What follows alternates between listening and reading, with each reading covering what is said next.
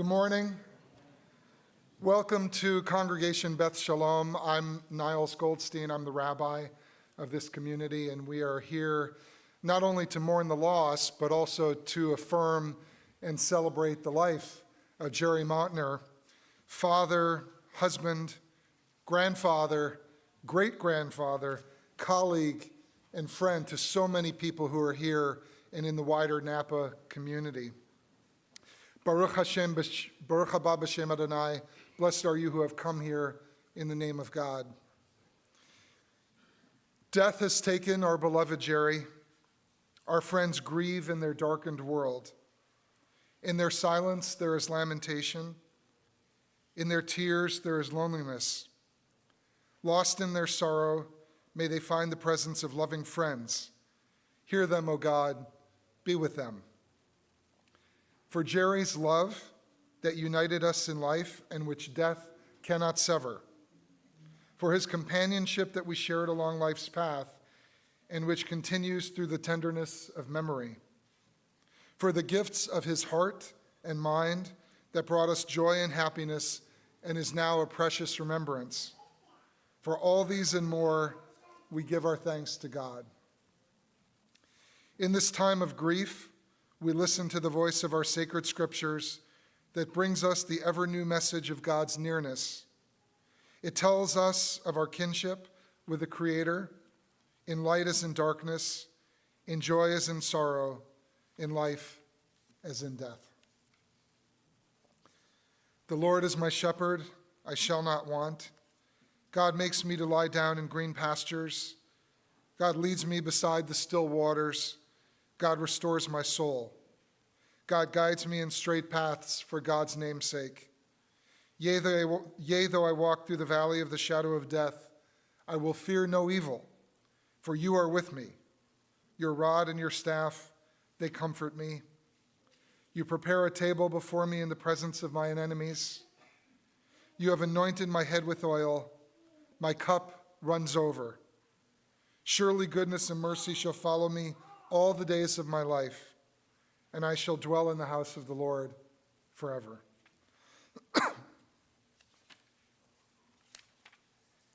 Esa einai el harim ma'ayin yavo Ezri. Ezri me'im Adonai oseh shamayim va'aretz. I lift my eyes to the mountains. What is the source of my help? My help comes from Adonai, maker of heaven and earth. God will not let your foot give way. Your protector will not slumber. See, the protector of Israel neither slumbers nor sleeps. God is your guardian. God is your protection at your right hand. The sun will not strike you by day, nor the moon by night. God will guard you from all harm. God will guard your soul, your going and coming, now and forever.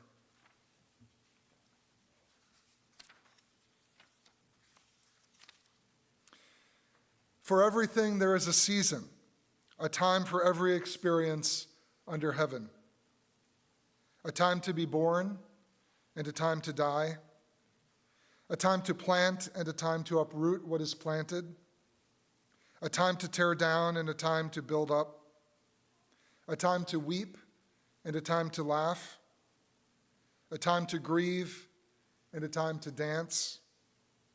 A time to throw stones and a time to gather stones, a time to embrace and a time to refrain from embracing, a time to seek and a time to lose, a time to keep and a time to discard, a time to tear and a time to sow, a time to keep silence and a time to speak. In his sorrow, Job cried out, Adonai Natan v'Adonai lakach, Yehi Shem Adonai mevarach. God has given, God has taken away. Blessed be the name of God. In ancient people, we are well acquainted with grief and with the valley of shadows. Death and sorrow are not strangers to us, yet the centuries have taught us that a good name endures beyond the grave and that there is strength in faith. With Job, we say, Adonai Natan. God, you have given. You gave us a loved one who will not be forgotten. For all that was good and enduring in Jerry's life, we offer the deepest thanks of our hearts. Adonai Lakach, God, you have taken away. We pray for the strength to turn our broken hearts into an altar of trust before which we acknowledge your sovereignty and love, as we now say, Yehi Shem Adonai Mevorach, blessed be the name of God, now and forever. May the words of our mouths and the meditations of our hearts be acceptable in your sight, O God, our strength and our Redeemer.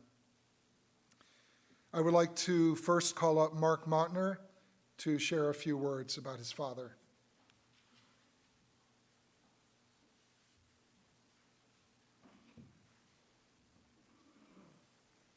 It's not too few. That's okay. More than a few.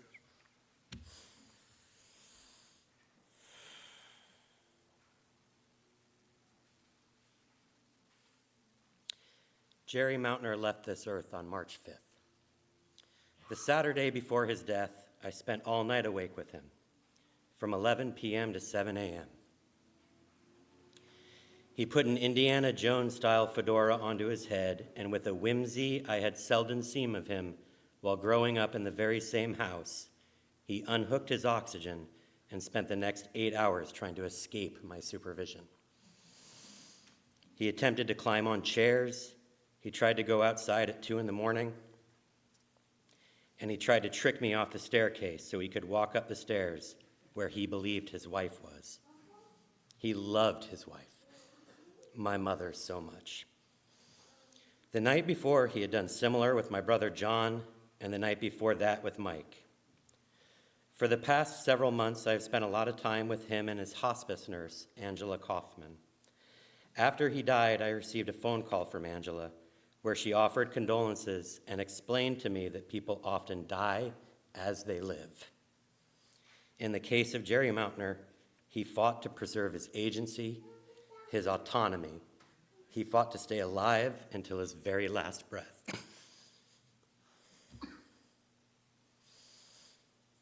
This is going to take me a while. There are so many stories to tell about Jerry Mautner. Far too many to include in this speech. There are stories from his days as a prosecutor in Solano, Napa, and Sonoma, with a small trampoline and pull-up bar in his office, garbed in short-sleeved polyester shirts, loosely tied, mismatched ties. He fought for truth and justice. He had little patience for the performative and political aspects of public service in a small town. There were moments during this time that were unkind to him and to my family. I won't go into great detail, rather focus on his unwavering ability to maintain his true self through those difficult times. He was driven by mission and a belief in the law. He loved cops and attorneys in his office, several of whom are here today. Please continue to talk about him, tell his stories, keep his memory alive. You should know he kept a trampoline in his house and used it to his ability until his last several weeks alive. I want to focus on 2 things for my remaining time up here. First, the relationship between my father and my mother, Elizabeth Mautner.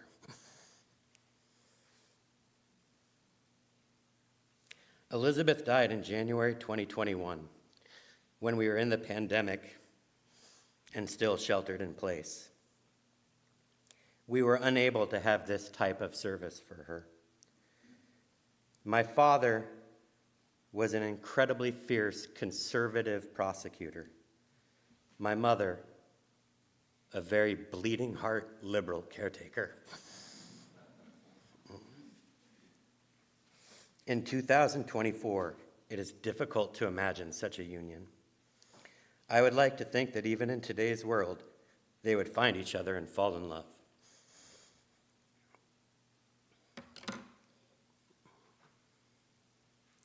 With different politics and very shared values, Jerry and Elizabeth created a space where everyone was welcome and everyone was safe. Our house on Gordon Drive, the house both Jerry and Elizabeth died in, was the center. From egghead academics planning and celebrating their Model United Nations escapades, I see you, Tim, to theater and choir geeks practicing their art, to youth struggling with their own family's traumas, no one was turned away from the Mautner house. No one. The Mautner children are so blessed to have lived in this space. Now as adults, despite our very different personalities, politics, and worldviews, the living Mautner children have all dedicated their lives to service. If the past year and a half has taught me anything, is that Mike Mautner, Jim Mautner, and John Mautner show up and give of themselves for those they love. This is the spirit of Jerry and Elizabeth Mautner. Mike, Jim, and John, I love you so much, and I'm very proud to be your brother. Someone want to answer that? Lastly, there was Jerry Mautner as a grandfather. Pop Pop. What an amazing Pop Pop. My father was always a very stoic man, but he would absolutely melt in the presence of his grandchildren. To singing patriotic standards, to playing a drum while singing Babalu, Jerry showed up every single day for his grandchildren. When picking up his grandchildren from school, he befriended their friends' parents. When he noticed one of the moms would bring juice for everyone, he began to do the same. Sam and Jacob would come home from school and tell me and Jessica how Pop Pop would make jokes with their friends' parents and, of course, do push-ups and other exercises on the playground equipment. Sam, Jacob, and all the other grandchildren, you are so lucky to have had such a wonderful Pop Pop. I love you both.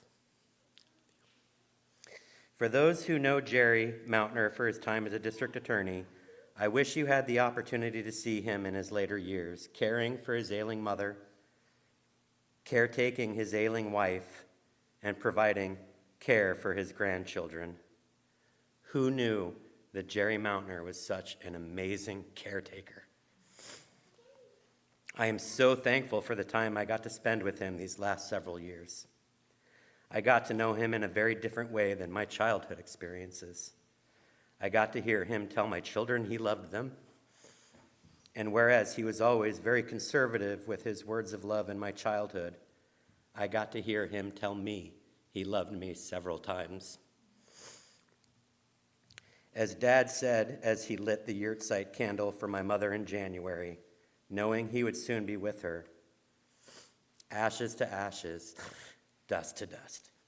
May you rest in peace, Pop Pop.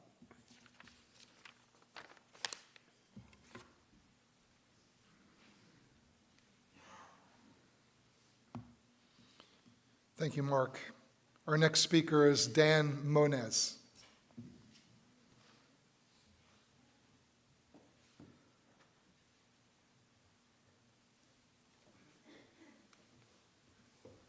Thank you, Rabbi. Thank you, Mark. Thank you for putting me after Mark. It's a tough act to follow. Jerry Jerome Mautner was a friend and colleague of mine, and fortunately I got to see him a couple times before he passed just recently. And we got to talk about some of the old times, and it was a very nice visit. But one of the things he did tell me several times is how good his sons were in taking care of him. He really loved them and appreciated it. He told me that over and over again. And I know you guys know that, but I just want to let you know he was telling others about that too. So he did appreciate it. And it was a great endeavor, what you did. So he was a friend and colleague. To many of you, he was husband to his wife, grandfather, as we mentioned. Now, I heard recently he's a great-grandfather. Is that right? So that was amazing. I didn't know that until just recently. But I understand he was also a fellow gym rat, several of you I know worked out with him, a boss, a candidate, a prosecutor, an elected official, an advisor, a friend, and more. But I think you'll all agree that to everyone he met, he was also a character. I mean, character in both senses of the word. I looked in the dictionary, if you look up character, it talks about a character being someone whose behavior is different from most people's, okay? Especially in a way that is interesting, peculiar, or funny. They should have had Jerry's picture next to that definition, because that was him. Different and peculiar in so many ways. He dressed differently, as Mark mentioned. We had quite a challenge with Jerry when he was running for office, getting him to dress properly to go out to public events. He just wasn't ready to do that yet, and that was very, very difficult. He was obsessed with fitness and health.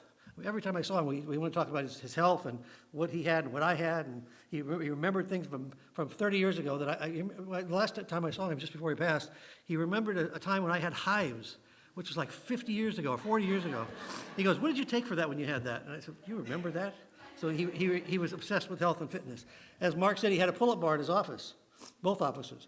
And one day in the office in Napa, I came in and he challenged me to do a couple pull-ups. Well, he had not thought the fact that my girth was quite a bit larger than his and quite a bit heavier. So I got to do the pull-up, and the bar ripped from the door. I fell right on my butt. I think he was amused that the police chief was falling flat on his butt, but he was also quite irritated that I pulled this precious pull-up bar from the wall. But I think he actually laughed out loud at that, so that was a good time. He was also a man of character. He was a character, but he was of character. In fact, he embodied the concept, in my opinion, of professional ethics better than anybody I've ever met in my life. He was what he represented. He was a moral, ethical man of his convictions, and everything he did was guided by his own moral standards, which were very high. I think he got those standards from his family, from his church, from his synagogue, from his congregation, from his upbringing, and his own personal beliefs. As Mark said, he had very strong beliefs on what was right and wrong and about criminal justice. He was also the most brilliant legal mind I've ever met. The lawyers in the room will tell you, I'm sure, he was amazing. He knew cases by rote memory. I could call him up and ask him about a situation. He would say, "Oh yeah, that's Jones versus Wilson. Calap 32. He'd give me the case number, the citation off the top of his head. In almost any case I could talk to him about. It was amazing. I've never seen anybody like that before. He was a passionate advocate for the victim as a prosecutor, and he was the worst nightmare if you're a defendant. Jerry personally attended every parole hearing for every person he sent to prison to ensure that they didn't get out too early on behalf of the family. He was concerned with the family. He always represented the family. When he first decided to run for Napa County District Attorney, we were both working in Solano County, but living in Napa. He was a deputy DA, and I was chief of detective for the Solano County Sheriff's Office. And we had a couple of years, we had a lot of murders, so I saw Jerry a lot. He handled several of the murder cases that I had. But I was overjoyed to hear that he was thinking about running because I did live in Napa, and I thought he would be a great DA. So I immediately signed on to his campaign. And it turned out that the campaign committee, the steering committee, consisted of myself, my wife Diana, who, by the way, sends her condolences and apologies she couldn't be here today. But my wife Diana and I, Captain George Donald, Randy Bowman, Sergeant Randy Bowman from the police department, and his wife Carrie, and John Palazzi, a police officer. And there were some others also that I probably am forgetting. If you're here, I apologize, but it was a long time ago. But we were inexperienced. We had a candidate who was not a politician. As Mark said, he did not like the political side of running for law office. He did not like saying what people wanted to hear. He said what he thought, and he said what he meant, and he meant what he said. And sometimes people got offended by that. He was very blunt, as you know. But he was honest, and you always knew where he stood on things. And some people appreciated that. As we turned out, a lot more people appreciated it than we thought. He won the election in a landslide. There's an article on the table out there talking about it. But here we had this campaign committee with no experience. None of us had ever run a campaign in our lives. We didn't know what we were doing. We had no money. We met at my house, and we had barbecues and soup feeds and things like that to raise money. And yet we were able to put together a campaign that got to the message to the people, and the people voted and overwhelmingly elected him over a 20-year incumbent in Napa County. Unheard of. We chuckled later because we'd heard several people comment that they were wondering who this machine was behind Jerry Mautner. he had this machine. Where'd this guy come from? He got this political machine. Who are these people? Little did they know we were just us. And but it did work, and it mainly worked because of his honesty, I think, and his compelling presence when he talked to people, his sincerity.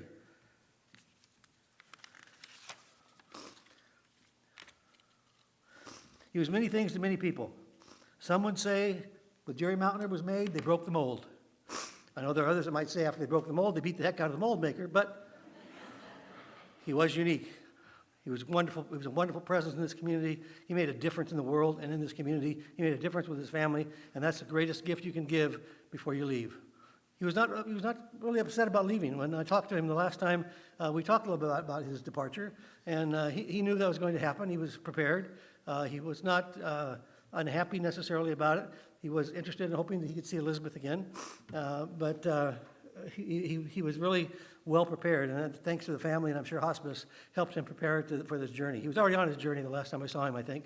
He was already kind of halfway there, but it was great to hear him talk and hear his positive attitude, which was unusual for him. He didn't always have a positive attitude. You know, he often looked at the negative side. I called him Eeyore. He could look at a pumpkin pie with whipped cream and have negative things to say about the whipped cream calories, and he just was kind of that kind of a guy. But I loved him a lot, and he was a great guy. He made a difference in the world, which is important. We loved him. We will miss him. We're all better off for having known him. Goodbye, my friend. May God rest your soul. Thank you.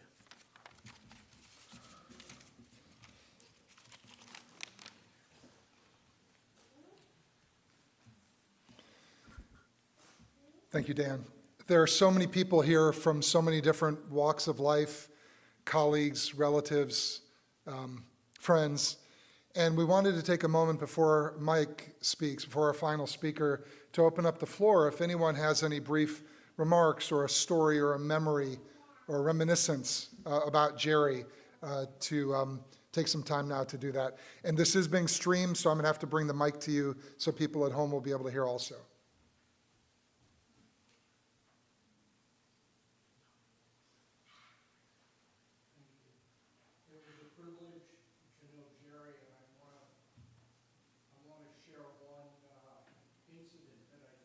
Illuminates so well part of who Jerry was.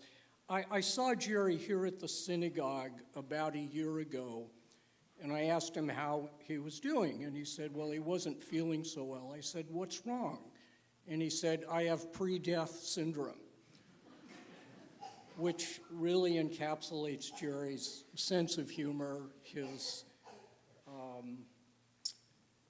his great quips about life and about his friends. I visited Jerry several times, and I just think how lucky he was to have a family that cared for him so much at the end. Thank you.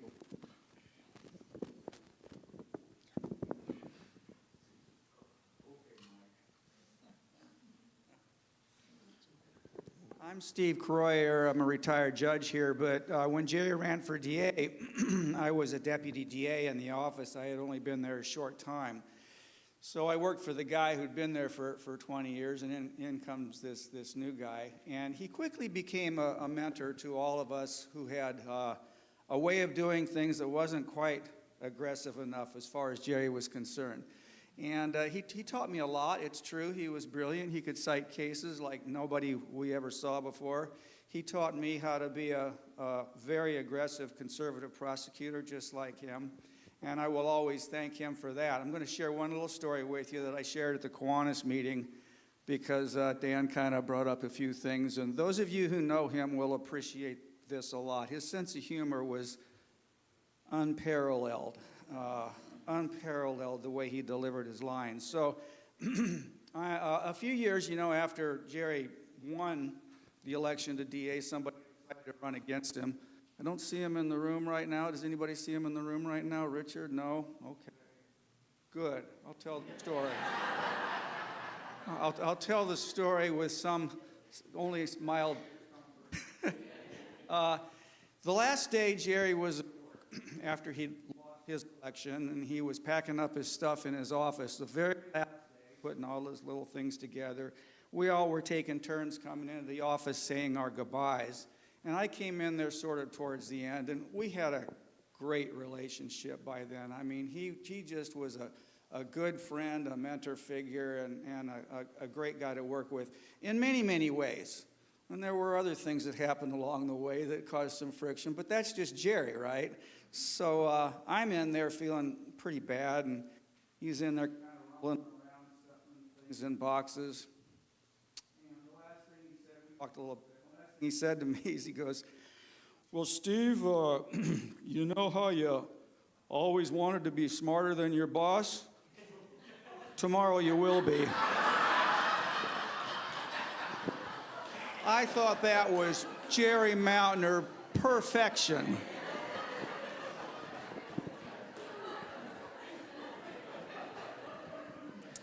Other thoughts, other memories?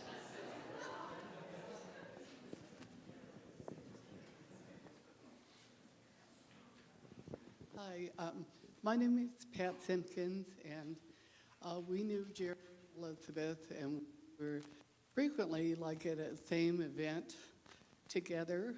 And so, I'm looking around trying to find my husband and everything, and Jerry said, "Red hat. I make my wife wear a red hat, and you can pick her up." So, he had a good sense of humor. And then the neighborhood I'm in now, I'd see him walking his dogs, and we'd talk about how he was doing, how Elizabeth was doing, and they were just great people.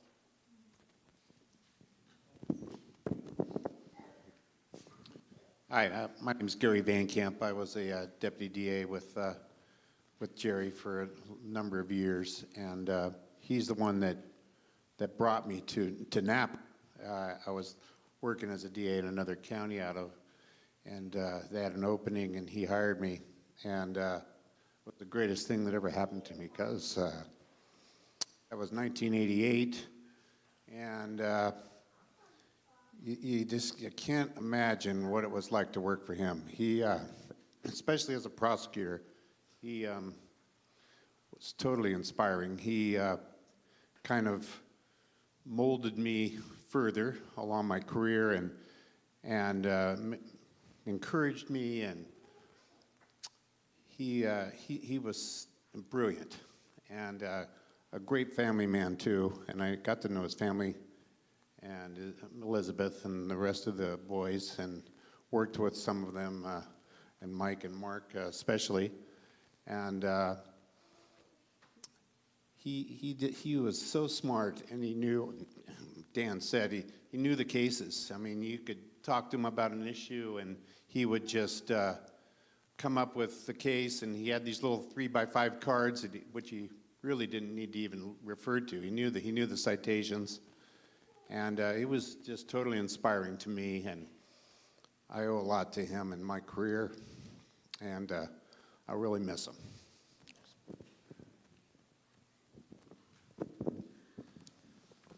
I'm Lee Phillipson. In 1984, I was a lawyer, a trial lawyer down in Orange County. I'd been in the San Bernardino County DA's office, Orange County Public Defender's office, and the Orange County DA's office. And I came up for an interview with Jerry Mautner because our family was interested. We had been in a brief visit up here, and we thought, why don't we raise our young children here?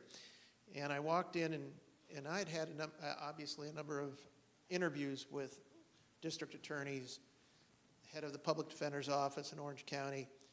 And I walked in, and I saw this man sitting at his desk, and you're right, in the clothing that you've all described. And one of the first questions out of his mouth, and I mentioned this to Mark and Mike this morning, it still rings in my head. One of his first questions was, what were my thoughts about the PLO? I thought, oh, I'm not in Kansas anymore. And I don't remember how I responded to that question, but I do want to say something serious about Jerry. Jerry and I had our ups and downs, but largely during my career there, it was mostly up. Everybody's described the way he could cite cases, He was very conservative. In fact, for as long as I can remember, he handled every sentencing. The only sentencing he didn't handle of a case that I had was the first drunk driving murder case in this county. And he had me do that case.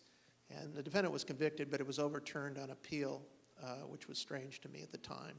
But I had a lot of respect for Jerry. But the other reason that I had a tremendous amount of respect for Jerry is the way he welcomed my young family and me into his home. And Mark was describing how he and his brothers and the rest of the family had come up to our house in St. Helena, and he remembers playing with my son, who was an infant back there, and my daughter, who was a toddler.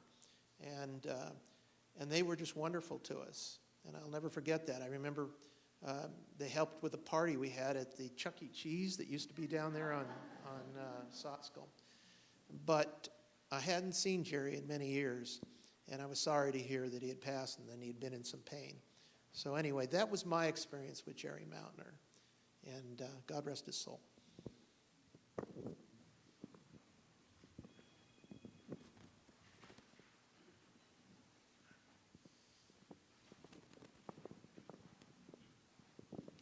Hi, my name is Jenna Claren, and I'm one of the young people that grew up with the Mautner boys and was so welcomed into the Mautner home. And I just wanted to say that Jerry and Elizabeth were models for all of us. I told Elizabeth before she passed that they were goals, and I mean that in every sense of the word. Their home was a haven for a lot of us. It was a place where we knew we could go at any time. We were accepted for who we were, and we weren't judged. And Jerry was a silent but very powerful presence. I think if I look back to when I was a teenager, I can think of two things he said to me. One, t-shirt or towel, and two, who are you supposed to be? And that day I walked in with my friend Josie, and Jerry walked up to me toe to toe. I think I was wearing cowboy boots, so I don't know what I was doing. And he was a little bit short of me, and he looked up and he said, who are you supposed to be today? I don't know what to say to that. So he was a lot intimidating when I was a kid, but when I grew up and became a lawyer and became a lawyer at the Court of Appeal, he and I had more to talk about. So before he passed, he and I were able to FaceTime from my office, and we talked about my job, and he told me I was super important, which I never thought I'd ever heard Jerry say. But that was fun. And the boys, watching them from afar on social media and in the ways we stay connected these days, and seeing Jerry be a loving pop-pop, it was amazing to watch. And watching him care for Elizabeth when I came to visit her, it was just absolutely incredible. So I'm having a hard time because it's a loss. It's a loss for all of us. But he was a wonderful man. He was a wonderful father. He was an even better grandfather and an inspiration to me and to a lot of people. So thank you. Yes. We'll take a couple more.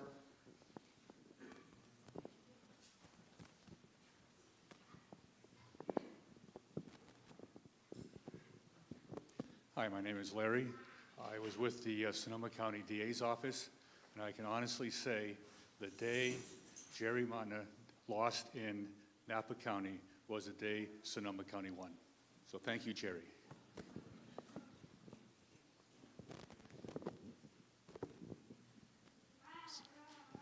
Anybody else? Harriet, we'll give you the last word.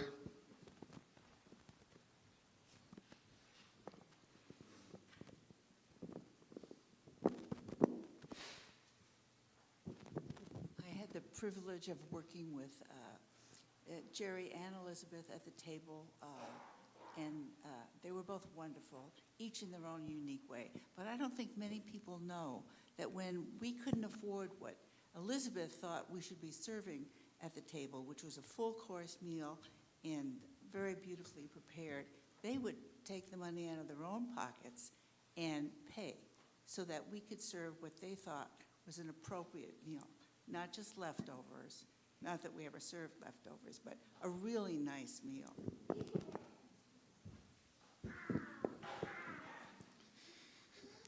Before I call up Mike, I just want to add a couple personal notes. I moved here in the summer of 2017, and Elizabeth was already sick at that point. I wound up getting to know Elizabeth quite a bit during my visits to her, and I wound up getting to know Jerry quite a bit during my visits to him, especially this past year. Jerry and I talked about our love of martial arts. We talked about Israel. We talked about politics in America. We talked about theology. We talked about the afterlife and whether or not there was one. And I have to tell you, one of the things that impressed me so much about Jerry and Elizabeth was their 4 sons. I mean, what I saw in terms of the way that Mike and Mark and Jim and John set up a routine to offer support, particularly to their father toward the end, was really amazing. And I think it's really a testimony to the way they were raised, to the parents that they had, and to the amount of compassion and love that they had for their parents. It was really something to behold. I've seen a lot of different family dynamics as a rabbi, but this is really a noteworthy one, and I think it really is a testament to Elizabeth and to Jerry for what an amazing job they did of raising their kids. Our final speaker is going to be Michael Mautner.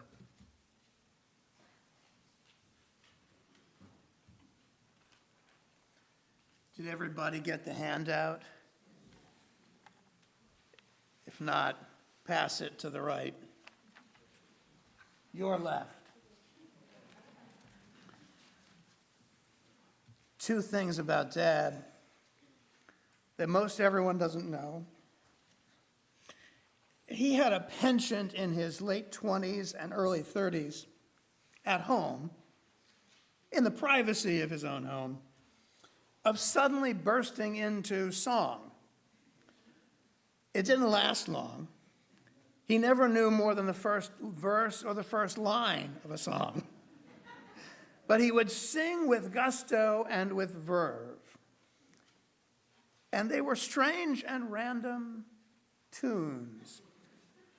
When you're a jet all the way.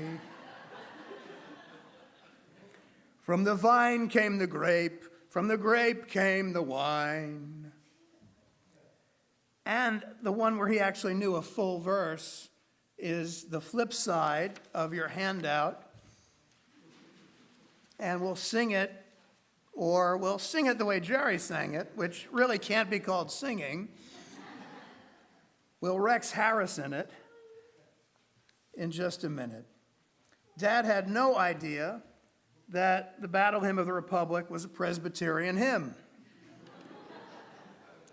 I told him about the last verse, which makes it a very Presbyterian hymn, and he said, well, we'll just ignore that.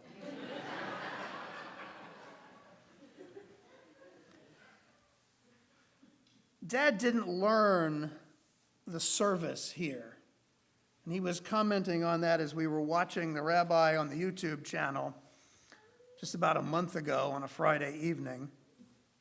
And he wondered why that was. And he just said, I guess I had a lot more just too much on my mind to think about learning the prayers and the hymns. But there was one that he liked. And the 1946 Rabbinical Assembly of America Siddur, the prayer book, that was the standard here for the first 15 years that we lived here, had a number of wonderful supplemental readings. And for one of the early bar mitzvahs of my brothers, not mine, Dad didn't read anything at my bar mitzvah, but he read something at the others. There was a reason for that. It had nothing to do with the bar mitzvah. It had to do with my father's role in the community, and lots of guests being at David's bar mitzvah and every other one after that. So Dad read something at either Jim's or Mark's, and my mom picked it for him. And then at John's bar mitzvah, when a former Grand Dragon of the Ku Klux Klan had threatened his life and had threatened to march on downtown Napa the same day that John's bar mitzvah was happening, he got up and read this. And this is a responsive reading. It is a collection of maxims from throughout the Talmud, the great commentary on Jewish law. And this is arranged as a responsive reading, so the inset lines are for you to say back to me. Not words, but deeds. Be wise not only in words, but in deeds. Mere knowledge is not the goal, but action.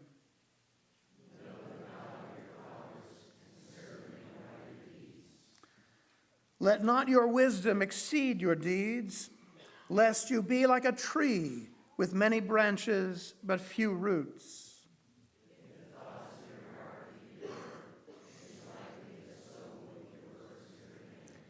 Accustom yourself to do good.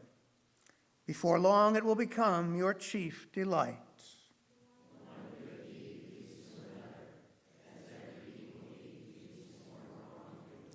If others do good through you, their deeds will be accounted to you as your own.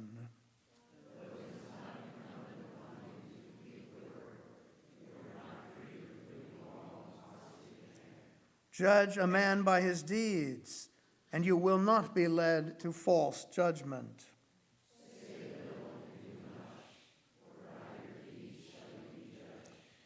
If you are wise and rich, let your good deeds reveal your wisdom and your wealth.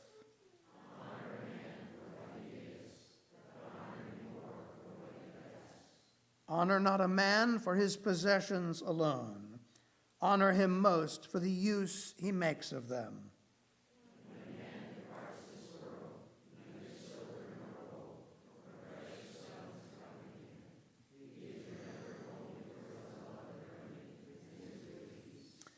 Happy is the man who is rich in good deeds, for he shall be honored in life and be remembered long afterwards for his goodness. I think we should stand up for the patriotic song. That's one of the things Dad liked about the Kiwanis Club, that he joined fairly late, and only after the guy who defeated him in the 1990 election had quit. He liked the patriotic song, he liked saying the Pledge of Allegiance, and he also told someone here at a funeral, "That's why I joined the club, so there'll be more people at my funeral." So if you're here from the Kiwanis Club, thank you. And I expect a special gusto from you. A 1 and a 2. Mine eyes have seen the coming of the glory of the Lord. He is trampling out the vintage where the grapes of wrath are stored. He hath loosed the fateful lightning of his terrible swift sword. His truth is marching on. Glory, glory, hallelujah. Glory, glory, hallelujah. Glory, glory, hallelujah. His truth is marching on. Very good. You pass and you get to appear at your sentencings.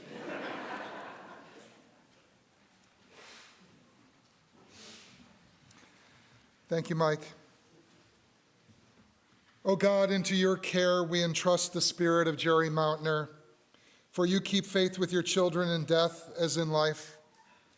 Sustain us that we may meet with serenity the mysteries that lie ahead, knowing that when we walk through the valley of the shadow of death, you, God, are with us, a loving friend in whom we put our trust. You are the light of our life, our hope in eternity. El Malay Rachamim, Shochen Bamromim, Hamtze Menucha Nechona Tachat Kanvei Shechina, Im Kedoshim Kedosh Torim Kezohar Harakia Masirim, Et Nishmat Jerry Mautner, Shalach Le'olamo, Baal Harachamim Yastirehu Beseter Kanafav Le'olamim, v'yitzor b'tzor ha'chaim et nishmato, Adonai hu nachalato, ve'anuach b'shalom al mishkavo, v'nomar amen. Compassionate God, eternal Spirit of the universe, grant perfect rest in your sheltering presence to Jerry Mautner, who has entered eternity. O God of mercy, let him find refuge in your eternal presence, and let his soul be bound up in the bond of everlasting life. God is his inheritance. May he rest in peace, and let us all say, Amen. Just a couple of announcements. We have a luncheon waiting for us in the back. So when we finish, everyone's invited to go back and enjoy this wonderful lunch provided by the Mautners. Following lunch, the immediate family will go to Tulake Cemetery for the graveside service. So for now, for those of you who know the blessing over a meal, it's called the motzi, and in anticipation of the lunch waiting for us, I invite you to please rise and then to join me in that blessing.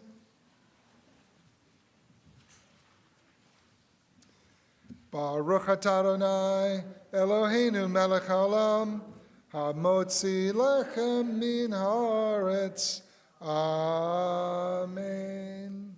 This concludes our service.